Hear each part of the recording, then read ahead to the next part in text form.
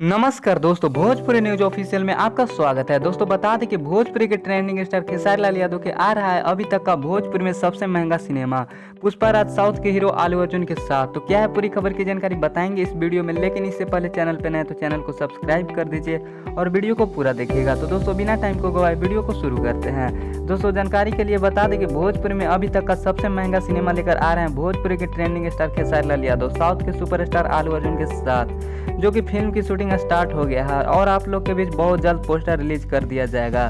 दोस्तों बता दें कि सिनेमा भोजपुरी के सबसे महंगा सिनेमा होगा और अलग लेवल का होगा, जिसमें ट्रेंडिंग स्टार खेसारी लाल यादव और साउथ के हीरो आलू अर्जुन होंगे। दोस्तों बता दें कि ट्रेंडिंग स्टार खेसारी लाल यादव हर बार एक अलग रिकॉर्ड बनाते हैं और इस बार इन्होंने बहुत बड़ा रिकॉर्ड बनाते नजर आ रहे हैं। दोस्तों अगर आप भी ट्रेंडिंग स्टार खेसारी लाल यादव के फैन है तो हमारे चैनल को सब्सक्राइब कर दीजिए और कमेंट बॉक्स में जरूर बताइएगा कि भोजपुरी के नंबर 1 कौन है, खेसारी लाल यादव या पवन सिंह। फिर मिलते हैं अगले वीडियो में।